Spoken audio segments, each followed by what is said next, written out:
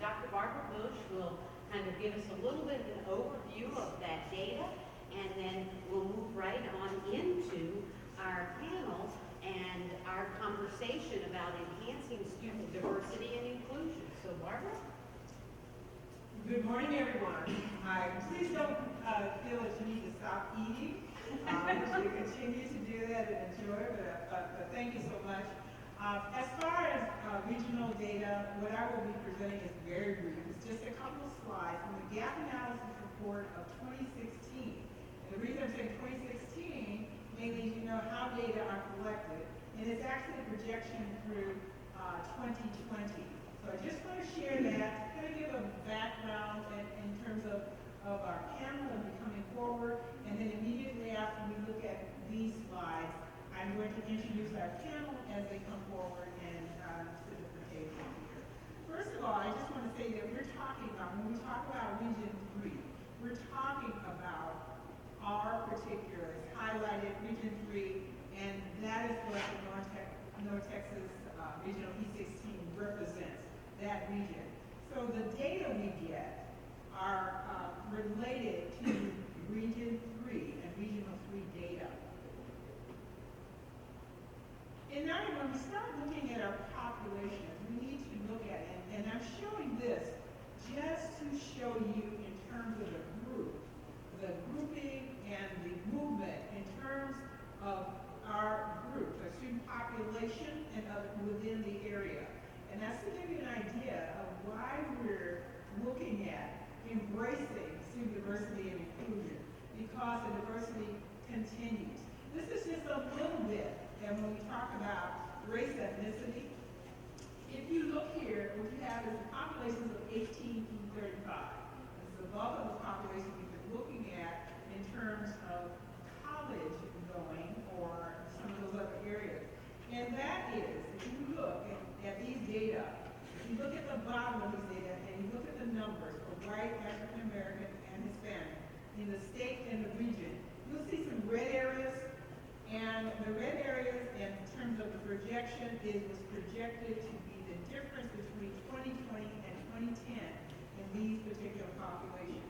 As you see in the state, under the category of white, we have a 3.7% decrease over the, wait a minute.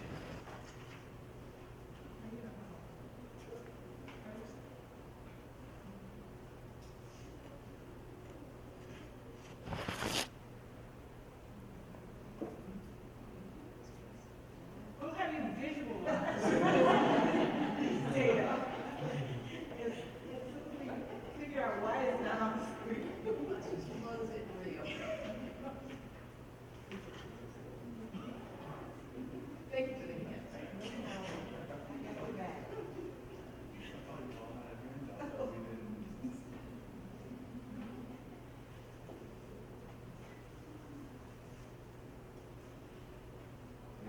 There we go. Okay.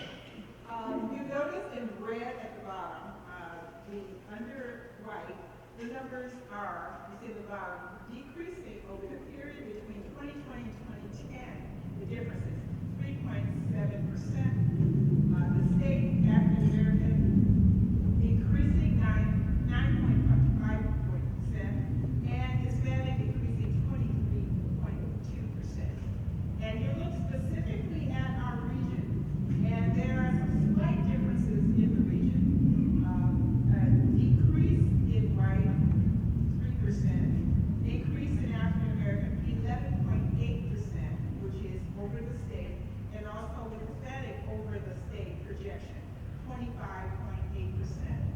So in essence, what does that mean in terms of our pathways, K-12, through the university, through the colleges and others? What does that mean to us?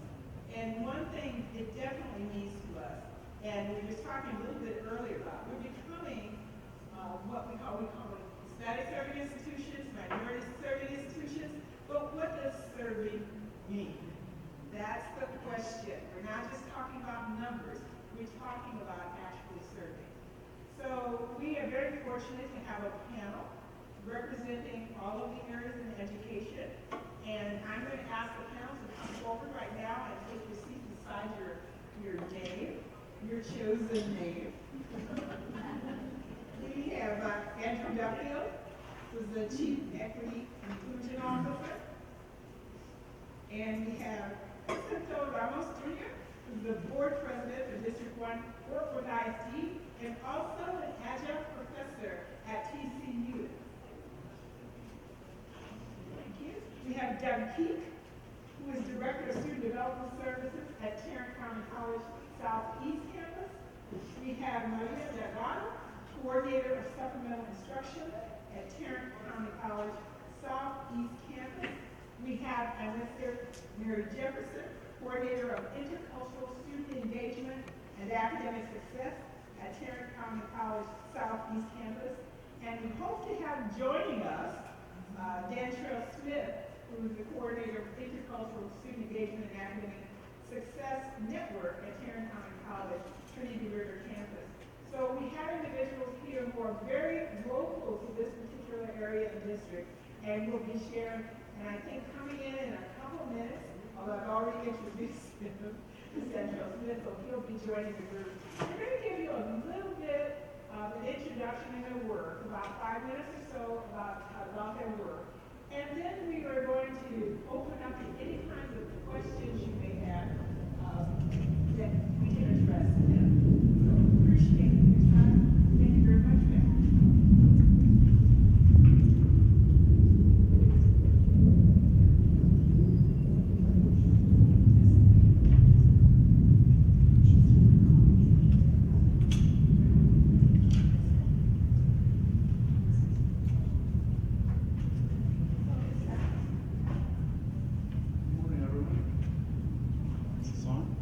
Hello? Yeah, there it is. Good morning. My name is Andrew Duffield, as Ms. Barbara Bush introduced. I am the Chief Diversity Officer at Tarrant County College. I've been with the district for about 3 years now, going on 4 years. Before I came to the college, I was at the Coast Guard Academy in New London, Connecticut. I was the Chief Diversity Officer at that institution for about 5 years. So in this work, I've been doing this for about 10 years as the Chief Diversity Officer, serving in this role. I'm glad to be here this morning and share anything that I can with you, and thank you. Good morning, buenos dias. My name is Jacinto Ramos Jr. I'm currently the Board President of 4th Independent School District. Husband of over 20 years, father of the 3 boys, all 3 that have been in Fort Worth ISD, and my 2 older ones are at TCU, having an experience. And so the role that I think I'll be able to play today is speaking on a topic that's very near and dear to my heart, having been born and raised in Fort Worth, having the context and the history, and how I've had the lived experience of being in this town. And seeing what makes me hopeful for a transition that's going to be truly serving the changed demographics as we just saw up on the screen. Good morning. I'm Doug Peak, Director of Student Development Services at the Southeast Campus. I've been at the Southeast Campus in this position for about 15 years. Before that, I had a very interesting life as a basketball coach, assistant basketball coach at 3 different institutions. My father was a basketball coach, so I grew up as a gym rat, pretty much. I mean, that's a term for someone who grows up in the gym, and spent half my life I guess in California, in the Orange County area. And my father moved us to Georgetown, Texas. And there, he worked at Southwestern University in Georgetown. And I was introduced to scorpions, tarantulas, praying mantis, you name it, things we never saw in California. I basically only remember ants there. But it's been great. I come to you as Director of Student Development Services. Really, my background is in connecting with students. And I'm passionate about it. My background, I'm an art major, which is different. Also, a degree in kinesiology, which helped me in coaching. But I'm also an artist and a musician. So I do work part-time at my church as an active musician. I've been there for 15 years as well. So I love meeting people. I love forming positive relationships. And the more people we meet and get to know, the better we all live together. My name is Larry Jefferson. I oversee the Intercultural Network at the Southeast Campus. Our program primarily focuses on helping young African American and Hispanic males grow and provide resources to them. So I'm happy to be here today too. Buenos dias, good morning. I am Maria Delgado and I'm the coordinator for supplemental instruction at Southeast Campus. For the last 6 years I've been in the instruction side, right? But in my previous life, I used to work for the TRIO programs. I worked for Rising Star. It's a scholarship program through the Dallas County. I used to be a student mentor, advisor.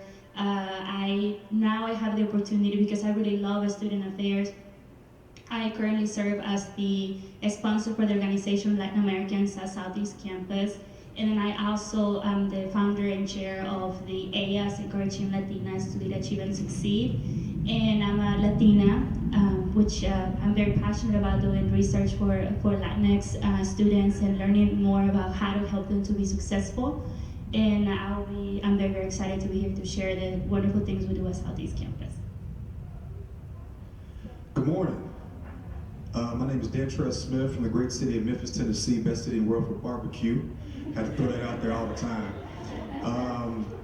I serve as the coordinator for Intercultural Network at the Trinity River campus, so servicing the downtown Fort Worth area. I worked at a couple of institutions, University of North Texas, where I received my doctorate. Dr. Bush was one of my professors, so she's over nodding her head. I'm like, yeah, I need you to change one of those grades on my... She was one of my professors at UNT, and then I left there, went to the University of Texas at Arlington. In both roles, I've worked in student affairs, working with at-risk students in various different capacities. And so now working with a similar population here at Tarrant County, and I'm just here to offer some words of wisdom. I have a question for each of the panel members. If you could share with us what you see as the opportunities and the challenges regarding embracing student diversity and inclusion in your particular area.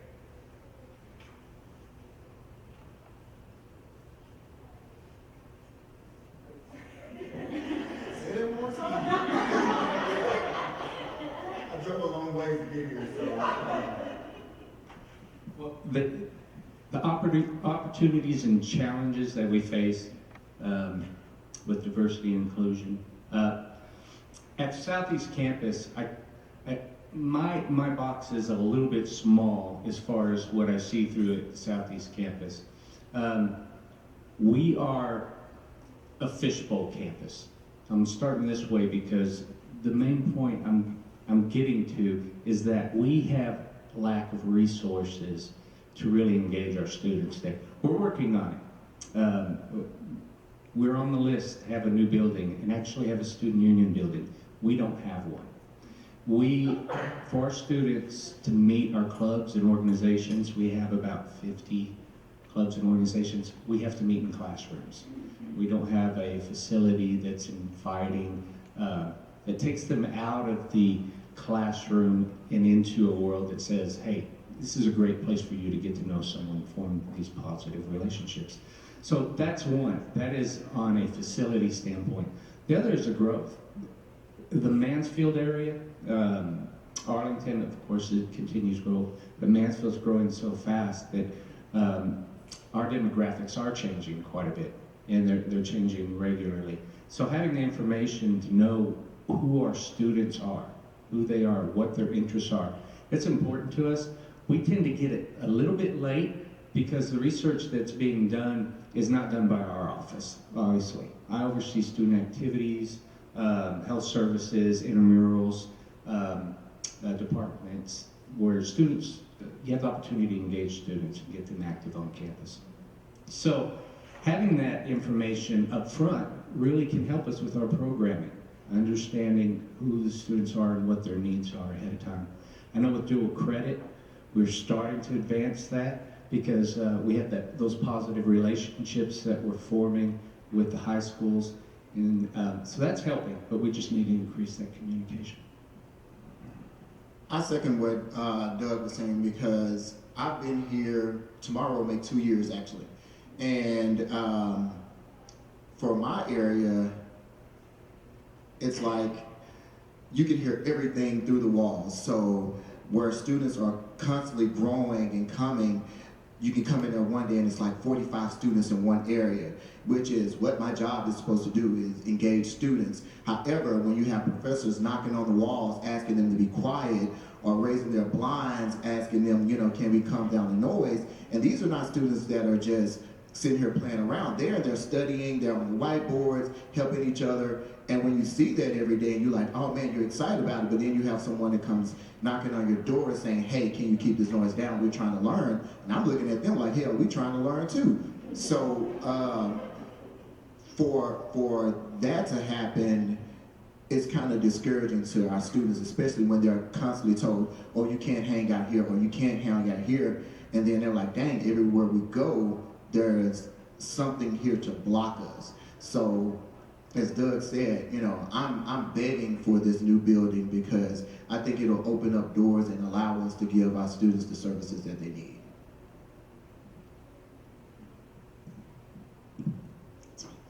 Okay, so I'm going to talk a little bit about the challenges and then I would end with opportunities.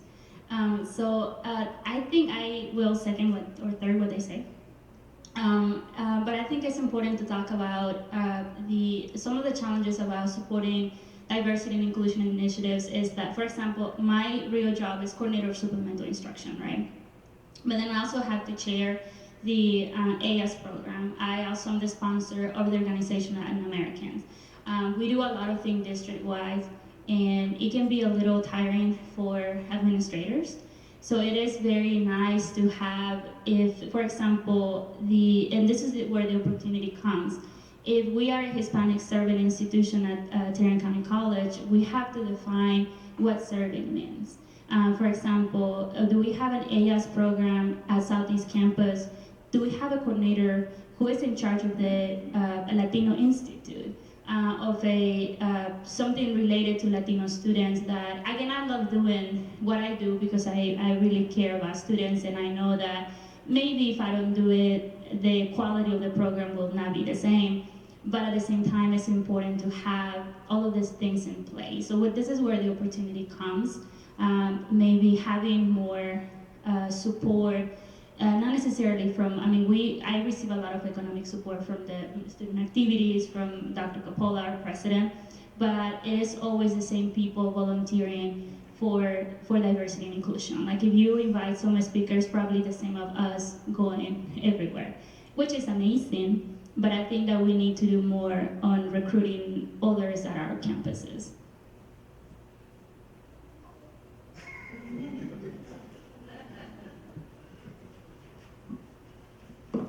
So coming from probably what is perceived as an easy lens as a board member, where I don't actually have to be the practitioner to implement the work, right?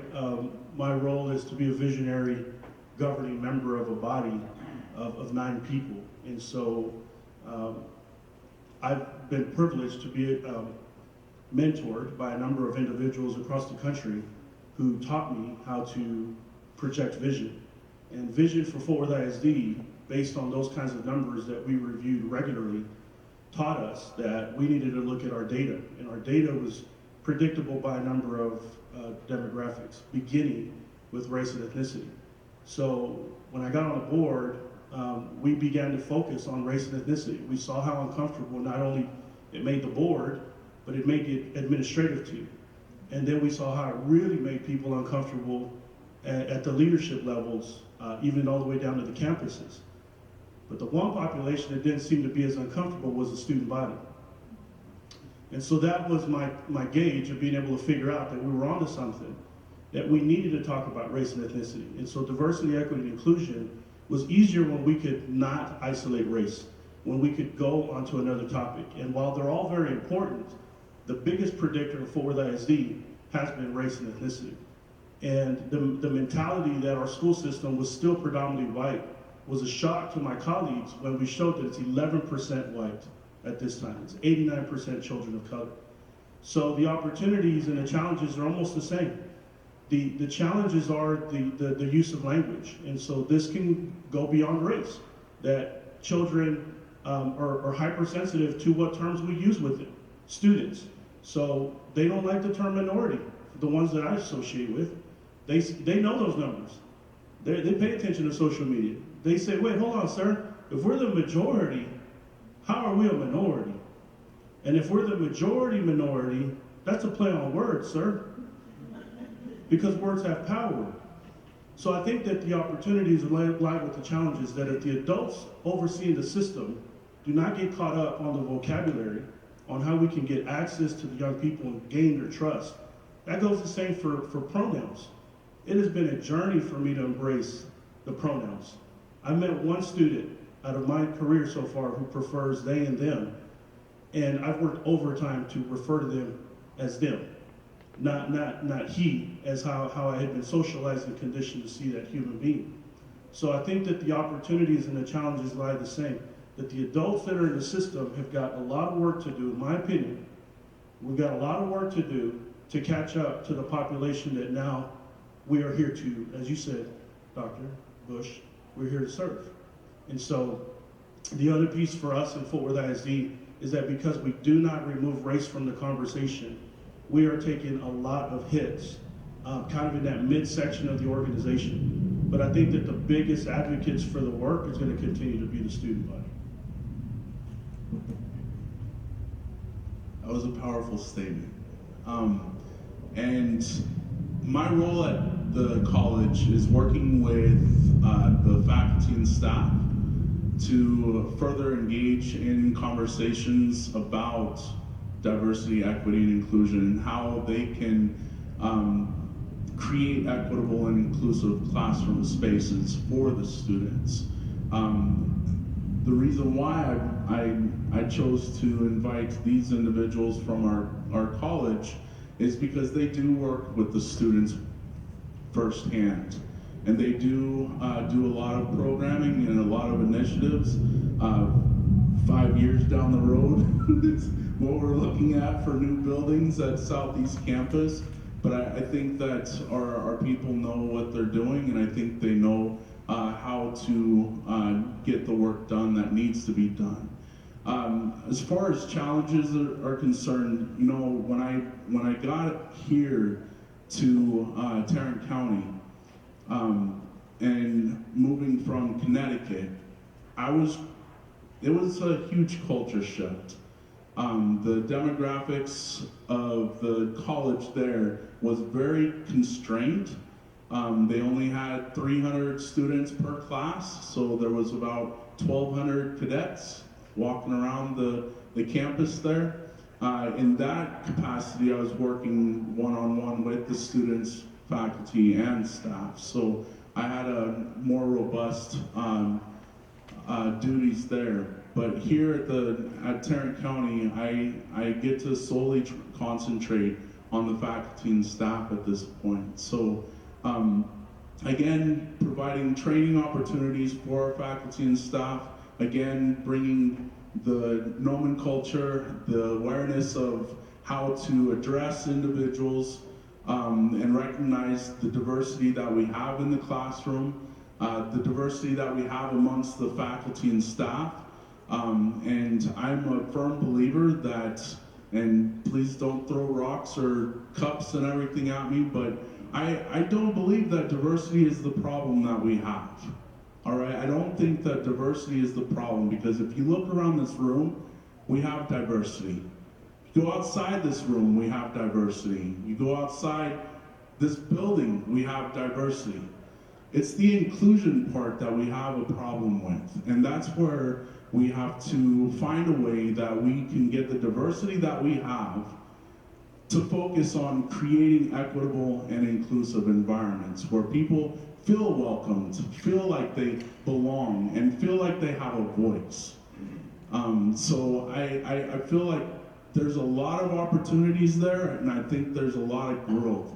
And again, changing our mindset around what these concepts mean, what the definitions of these words mean, I think that's where we need to start as well, is because every single one of us have a different definition of what diversity means. I can pass a piece of paper around to each one of you and ask you what the definition of diversity is, and I'm gonna get different answers, and that's diversity in itself. Thank you.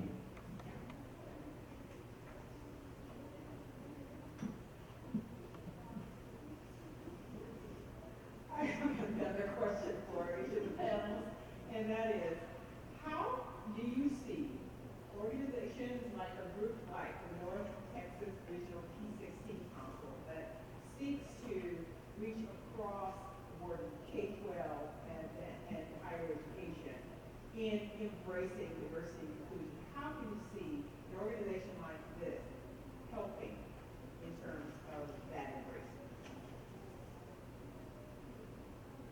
And we were actually talking about issues across some of our, sometimes we don't have the communication we need across those areas. I think communication is the number one barrier to everything. I think if we're not communicating, if we're not talking to each other, there's where the fault is. I think that we need to continue to keep on asking how we can serve. I think that's the term that we're using today, is how do we serve? And I think that we continue to ask questions, keep on drawing people from institutions, not leaving them out. Again, going back to the inclusion word, including people into the conversation that need to be included. I really appreciate you all doing this and inviting us here, because this is a start. You ask how we can do that? This is a start. By engaging with individuals from different different institutions, if you will, engaging them into the conversation, pulling in resources and things of that nature, and helping provide those resources. I'll chime in. You know, I look around the room, I see individuals, and I know some people that are sitting around the room, and I think the individuals that are here kind of are, get it. I think it's those individuals that aren't here, the ones that really need to be here. And so I think, we need to come up with some type of strategy that we can get the upper echelon of administration to really buy in to the conversation as it revolves around race and diversity. And so I think that we collectively come together and try to have those initial conversations, whether that's in a one-on-one or that's in our staff meetings, but to make it a part of our everyday conversation, to get those individuals to buy in, to support, and to really pour into getting the right people that really need to be here to hear these conversations.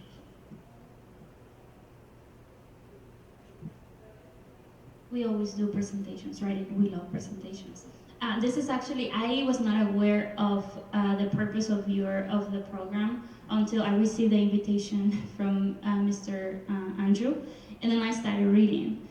So I think it's important to kind of, it's marketing also about what is your purpose of your program, and what are my duties as a administrator at Southeast Campus. How can I help you? Because I love helping, but it's just more about marketing the different things that you do. Because you have a lot of research, and that's really good, especially valuable for TCC or any other community college or university. And because most of those students that you label at the beginning, Dr. Bush, those students, the majority of Latino students and minority students, they would end at our community colleges because that's where they, basically that's where they go. So then us as a community college, we have to be prepared of how to prepare them, and that way when they transfer to TCU, UTA, then they are ready for that. So it's like a kind of a loop thing. I think what Andrew, what you were saying along with Mr. Ramos about including students, hearing their voice. Anytime you can have students be involved, to hear from them, it does wonders. It really does. Even all the faculty members at our campus, if the students are presenting, you're going to see them all of a sudden become more engaged because they're hearing from the student who they're trying to teach and educate. And then how everything is communicated. Again, communication is huge. A small example, our office is just as guilty of this as anyone. There's our student activity office does an amazing job with SGA, Student Government Association, and our campus leaders with our ambassador program, but we don't market ourselves well enough. We had at one time a senior level administrator come to us and say, you're not equitable, you're not providing the services to the people, to the students that need it.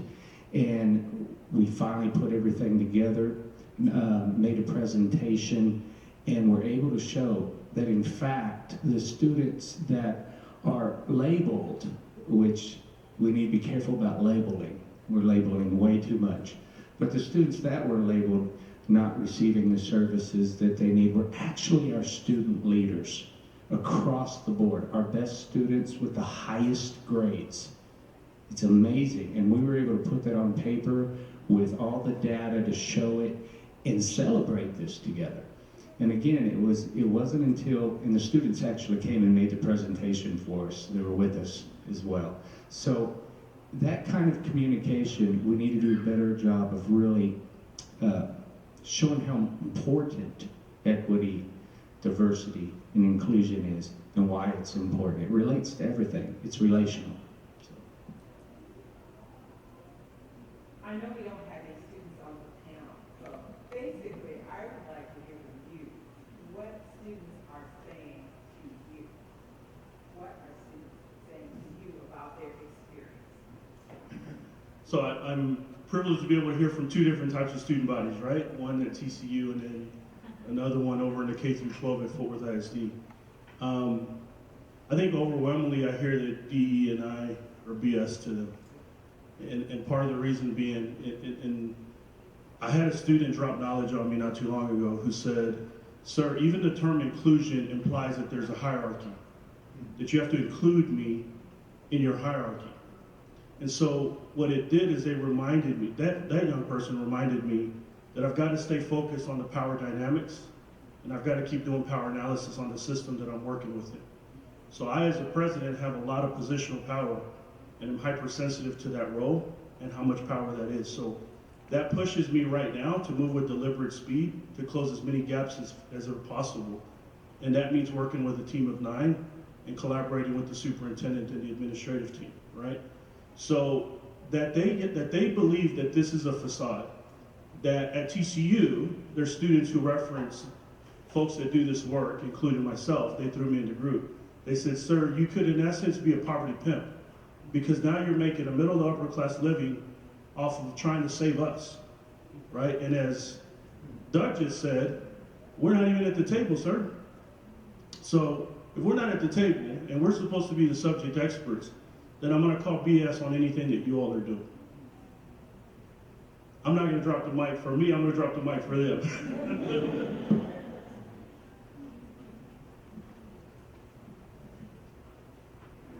I'm listening to you guys, and I feel like it's the same thing, and I'm wondering what you're seeing on this. I'm teaching a class at TCU this semester too with graduate students.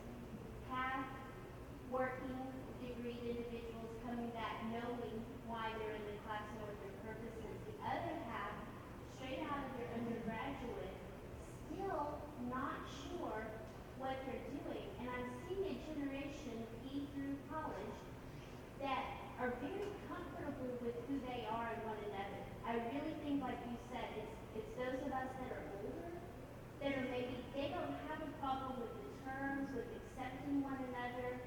is what I'm seeing. They're very accepting, but there's a lack of purpose, or what am I here to do? What am I supposed to do? And maybe we're falling short in that area of tapping them into things that get them on their path, or maybe there's so many choices. Because now to me it's rare when a student says, I'm going to do this, this, and this, and they have a grand plan. It seems like 15 years ago, the majority of students had a plan. So when you can wake up in the morning and you look at Instagram and the first thing you see people your age getting a whole lot of money or doing a whole lot of things that are stunning, then they're coming into it and wanting to know, like, okay, how can I stunt too? I had a student the other day come to me and he said, I want to be on the scene. And I was like, okay, what does that even look like? He's like, I want people to recognize me, I want people to know me, I want people. And I said, so how you gonna get that done here? He was like, I don't know, I just gotta get this paper. But when they're coming to you like that, and their whole life outlook is based off some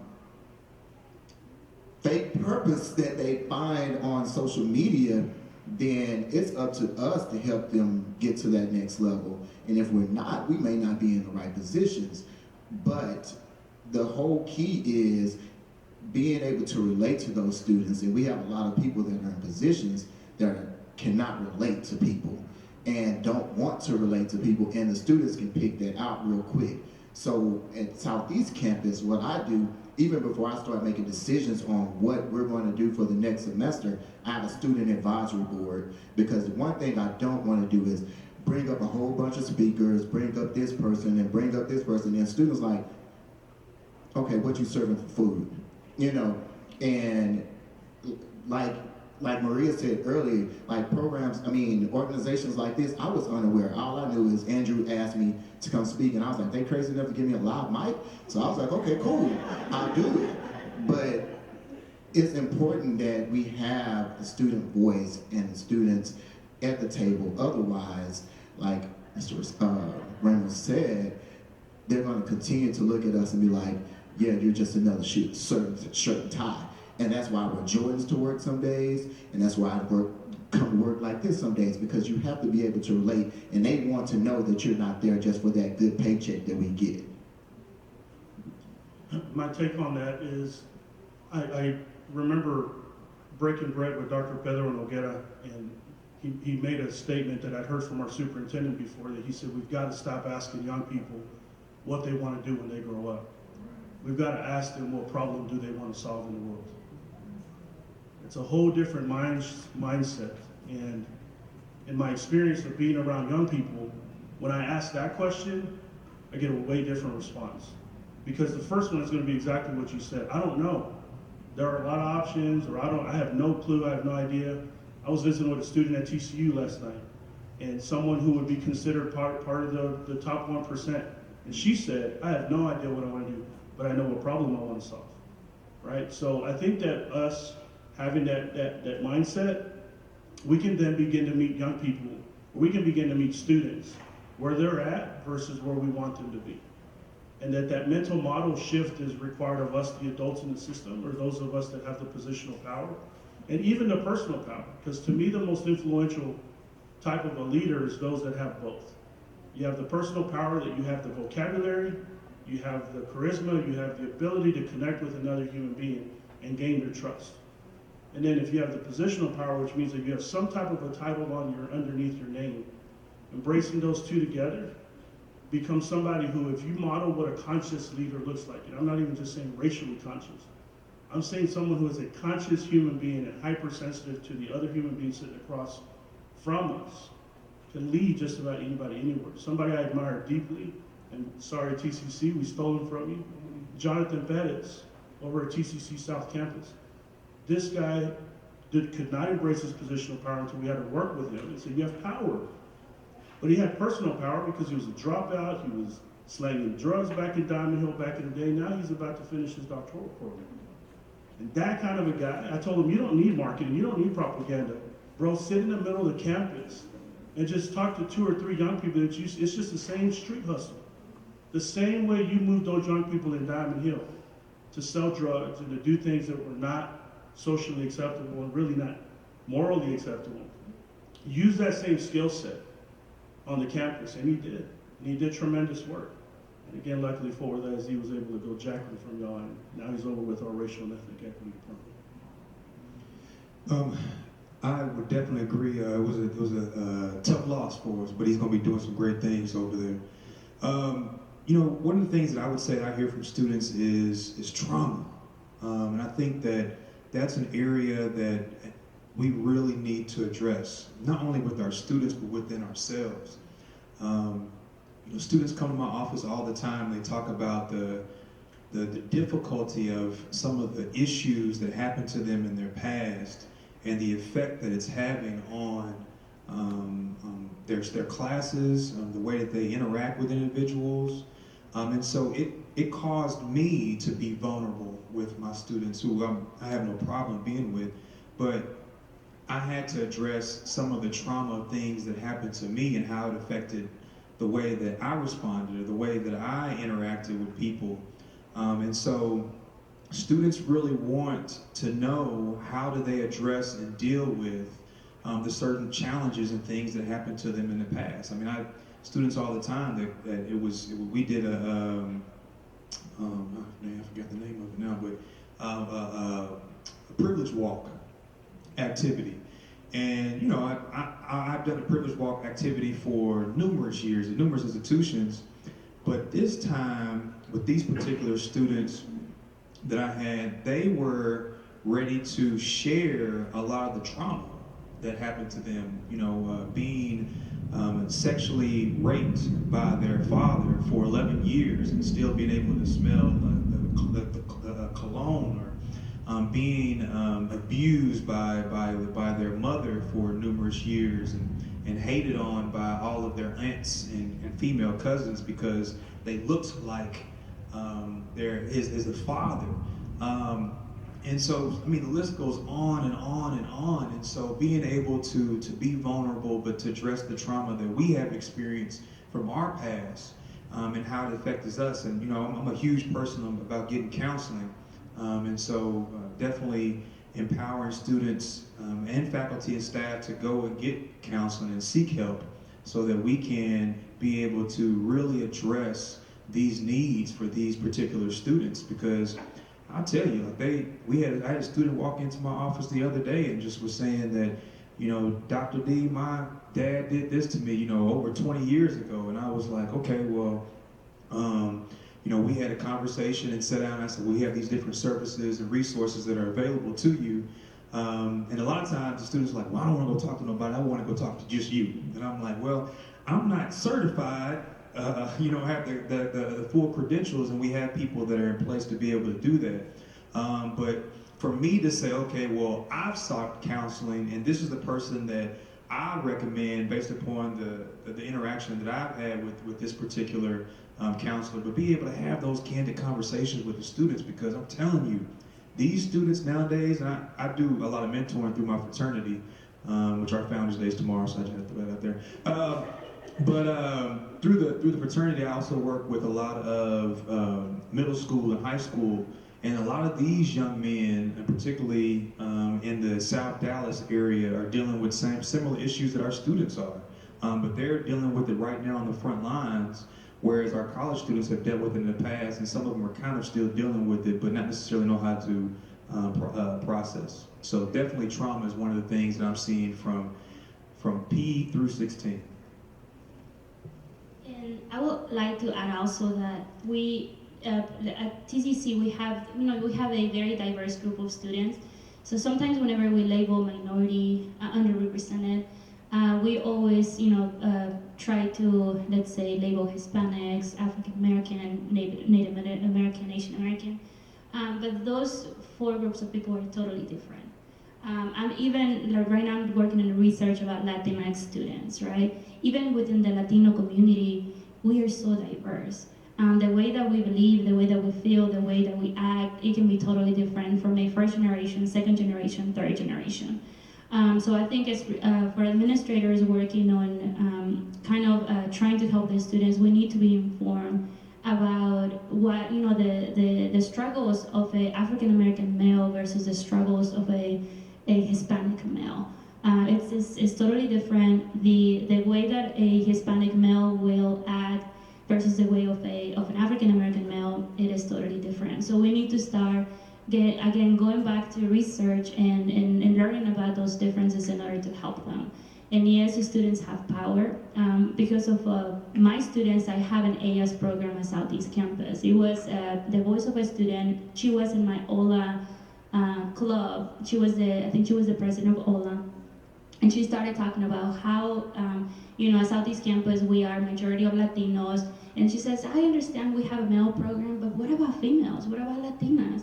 And I said, well, Daniela, just, one time, whenever you're the president of OLA, you talk to Dr. Coppola, whenever he asks you, what do you need?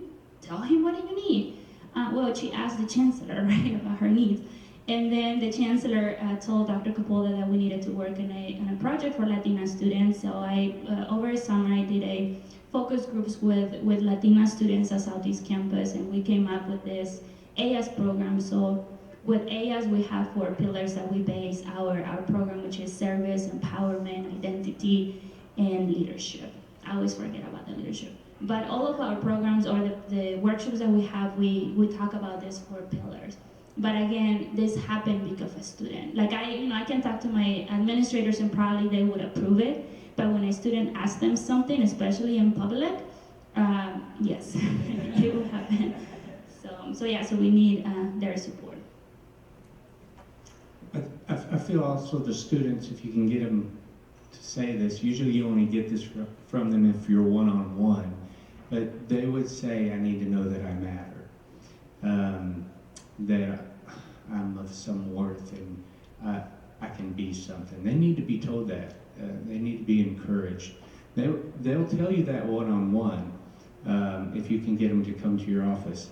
But I'll add to that, what we can do is we tend to build programs and these initiatives and these grand ideas to really how to capture these students and make them feel like they matter. But it really is one-on-one.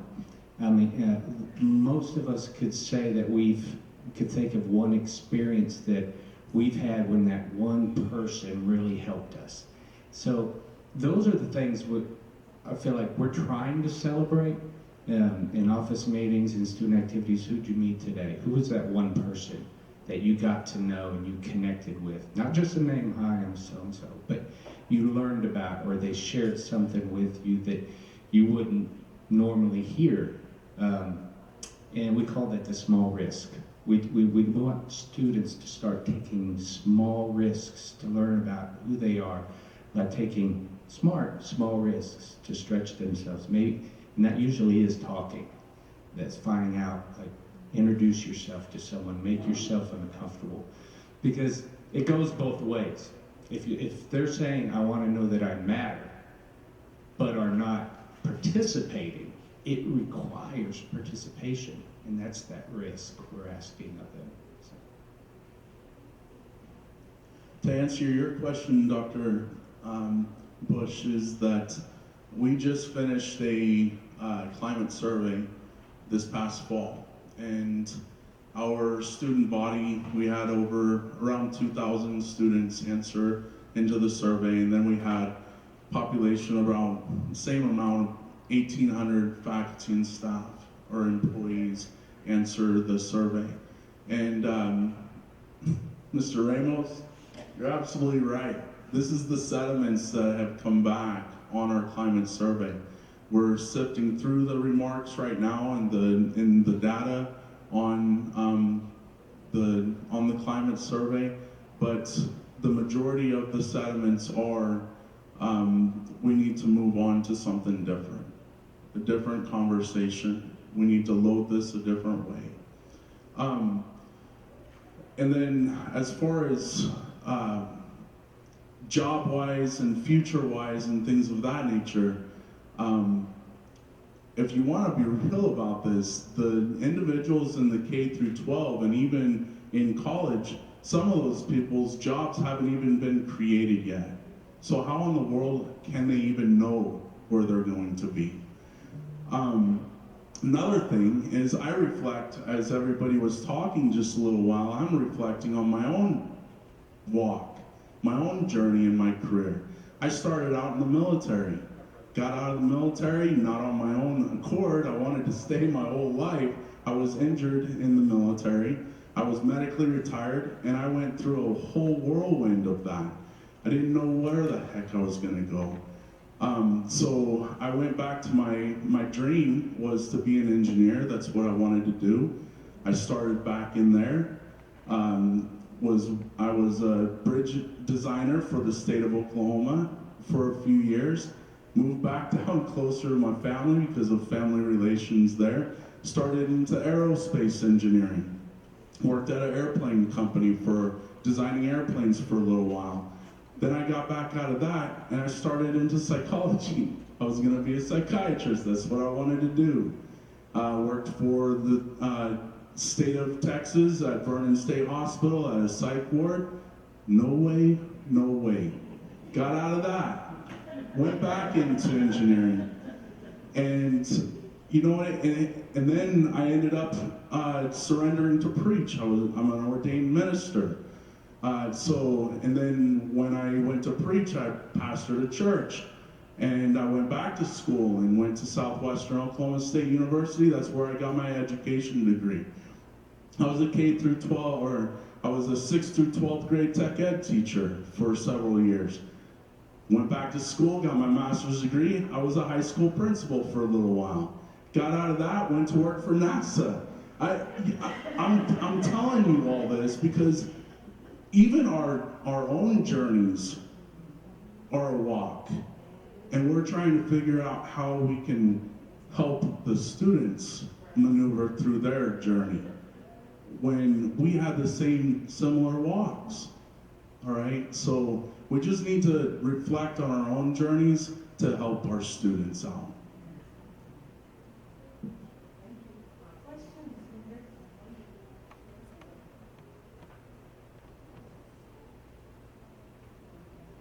I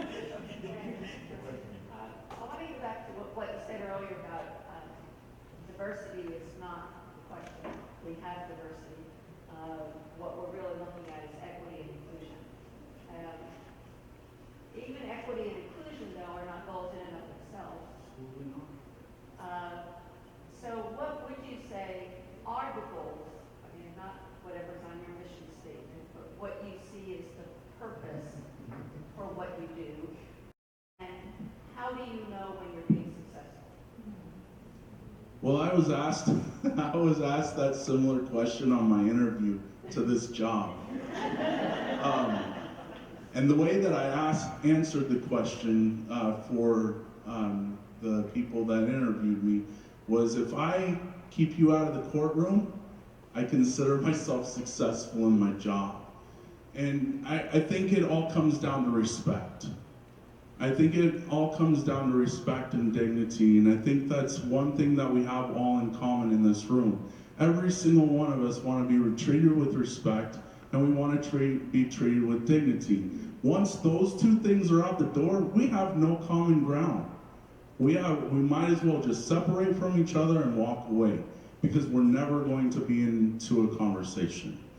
I feel like that, yes, equity and inclusion are not end goals. They're a starting point. They're a building block for where we need to be as a society. I think it's a start where we can, because we don't have equity, we don't have inclusion. I mean, these are the most difficult parts of this work to contribute to. And I think that once we concentrate and build our strategic planning around these initiatives and things of that nature as institutions, I think that that's a start, and that's where we need to practice that. Ultimately, respect and dignity. If you'd asked me that question 3 years ago, I'd have been dumbfounded, not knowing exactly what the heck you were talking about. And the reason I say that is because when I ran for the school board, if you're not familiar, you don't have to have X amount of qualifications, right? Anybody can run for school board. So you imagine, I'm a youth minister at the time, I'm a community organizer, I'm a juvenile probation officer. Those were all the titles I had at that time. I ran because I was upset at the system, that young people were not performing. And the way the standard had been lowered on my own son right in front of me when both of us were wearing suits at the high school that I hold near and dear to my heart, right? So coming in, you asking that question, I'm thinking, oh, you want to go into the thinking quadrant, but I'm in the feeling quadrant. I'm upset. And you want to think about why I'm upset, right? So now, luckily, we have a framework in governance, and it's called Lone Star Governance in Texas. And we talk about inputs, outputs, and outcomes. And so when I think about you asking that question, I agree with Andrew that we're embedding equity into our whole plan. We also didn't have to sit around for days and days, weeks and weeks, and a year to do a strategic plan. We knew we could figure out really quickly what is our goal, what is our true north. Our true north is student outcomes. That's it. It's that simple. But all 9 of us had different true norths before we had that conversation, right? I was like, as a former gang interventionist, I want to do all of these initiatives, but the reality is that it's student outcomes. And so we have a tagline in governance in Texas that says, student outcomes won't change until adult behaviors change. So then we had to go back, reframe, reanalyze, and figure out what our goals are. So you're exactly right. Our equity and inclusion work, we don't even use the term inclusion to be real with you. We're just straight racial and ethnic equity. Until we get that fixed, we're like, that is the biggest predictor. We can't even put a dent into this, which by the way, we haven't.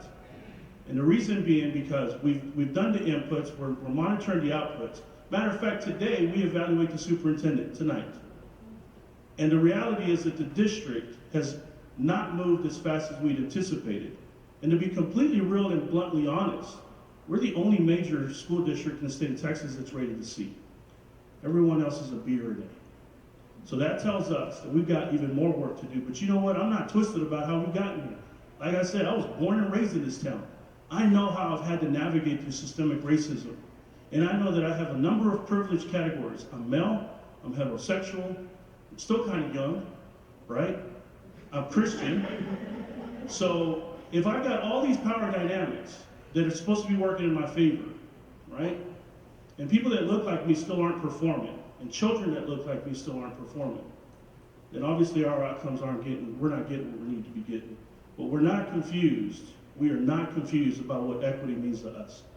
Equity to us is not trying to butter it up and say, no, it looks kind of like equality. No, equality doesn't exist right now. That's the reason why we have to have equity. And our board continues to have tough conversations about pulling resources from certain parts of town that have historically gotten way more than they deserve. But because of the politics in the room, they continue to get their stuff. So our board has shifted. We've got a brand new board for the most part. We're having that conversation, but I'm telling you, 3 years ago, most of us would have given you some BS answer and try to work our way out of it to try to sound intelligent. And that's the last part I'm going to give you on this one. I think that we're done pretending. When we see that kind of data, our board, we're done pretending. No more politics. We're focused on student outcomes. We're not where we need to be. And on a national level, I'm part of 2 national organizations. I'm leading one. Both organizations are saying it loud from the mountaintop. We want everybody to stop talking about this until you do something about it. Because no major educational system has proven that they can close achievement gaps. I just want to add one more thing. Organizational change takes anywhere from 5 to 10 years. That's across the board. So.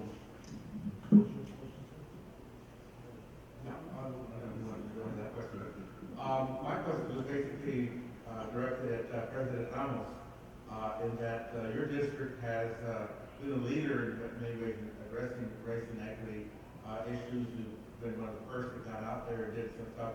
I'm working with Dallas's version of that. I've been about 1.5 years, 2 years into that now. But I was wondering if you would share some pitfalls, some things you've learned, lessons learned, things that maybe you would recommend districts that are looking at getting further into this that we perhaps do or avoid? So as young people refer to me, bruh. Bruh, that's the question right there. And the reason being because We learned major things from the national folks. So we're the first ones in the South to implement a racial and ethnic equity policy. And if you read it, it's super aggressive. We call out systemic racism. First thing to note is that the legal counsel from Fort Worth, Texas, by the way, was a black male, so I'm gonna say he's probably an unconscious black male, because he advised that we not do it.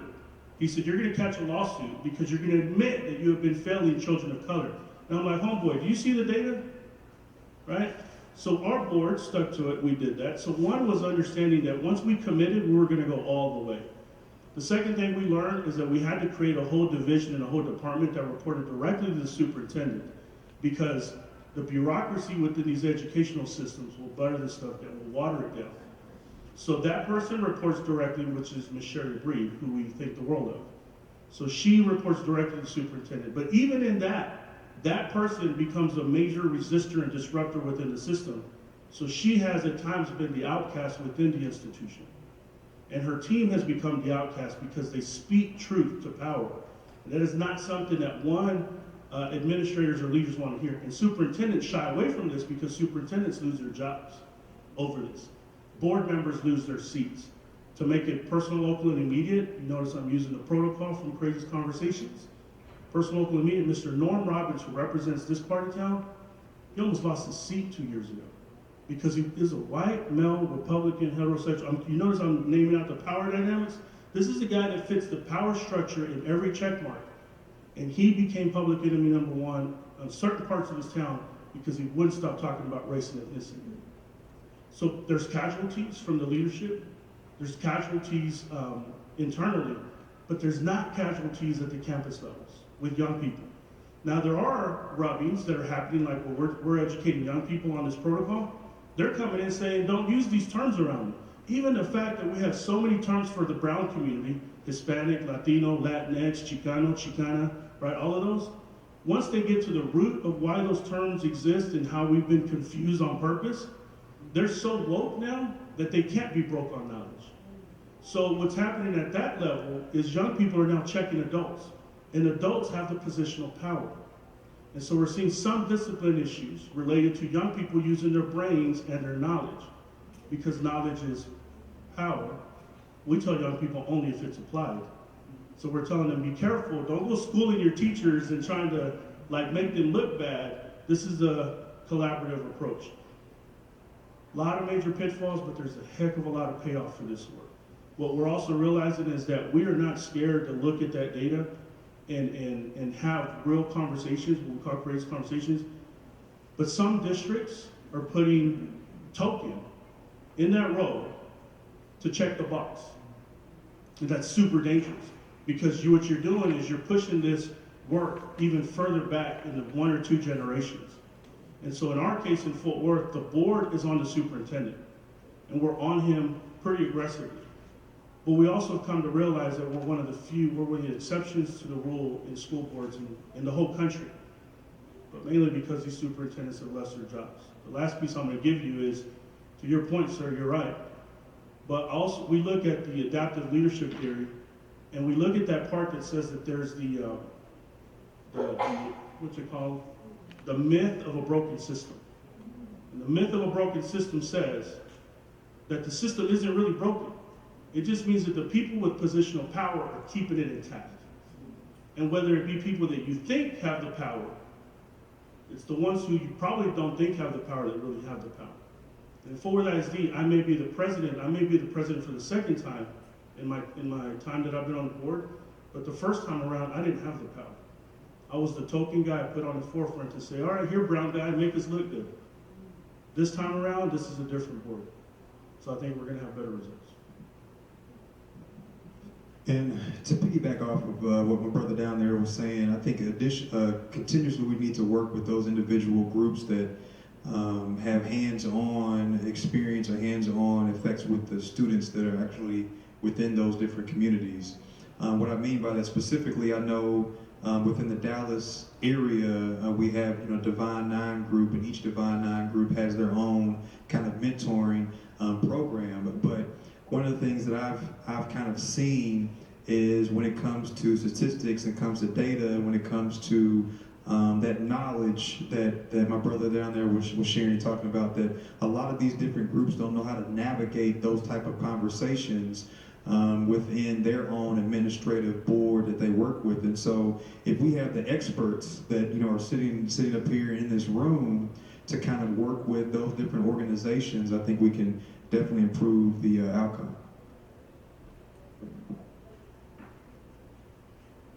Unfortunately,